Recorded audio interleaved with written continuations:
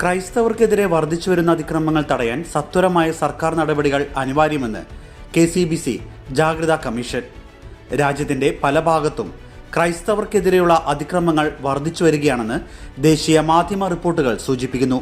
വിശിഷ്യ ക്രിസ്മസ്, വിശുദ്ധവാരം പോലെയുള്ള ക്രൈസ്തവ വിശേഷ ദിനങ്ങളിൽ കൂടുതൽ സംഘടിതമായുള്ള ആക്രമണങ്ങളാണ് റിപ്പോർട്ട് ചെയ്യുന്നത്.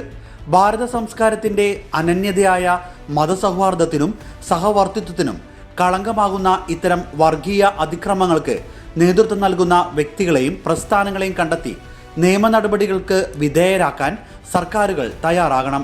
രാജ്യത്തിന്റെ പ്രധാനമന്ത്രി ഉൾപ്പെടെയുള്ളവർ ക്രിസ്തുമസ് ആഘോഷങ്ങളിൽ പങ്കുചേർന്നതിലൂടെ ഇത്തവണ നൽകിയത് പരസ്പര ബഹുമാനത്തിന്റെയും ആദരവിന്റെയും സന്ദേശമായിരുന്നു.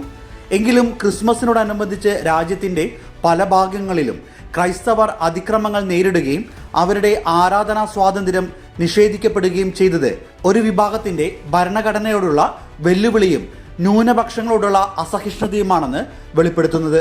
നിരവധി അതിക്രമങ്ങൾ തുടർച്ചയായി റിപ്പോർട്ട് ചെയ്യപ്പെടുന്ന ഈ സാഹചര്യത്തിൽ വർഗീയ ധ്രുവീകരണത്തിന്റെ എല്ലാ നീക്കങ്ങളെയും പരസ്യമായി തള്ളിപ്പറയാനും നിയമം അനുശാസിക്കുന്ന നടപടികൾ കുറ്റവാളികൾക്കെതിരെ വിട്ടുവീഴ്ചയില്ലാതെ സ്വീകരിക്കാനും കേന്ദ്ര സംസ്ഥാന സർക്കാരുകൾ തയ്യാറാകണമെന്ന് KCBC ജാഗ്രതാ കമ്മീഷൻ പ്രസ്താവനയിലൂടെ അറിയിച്ചു.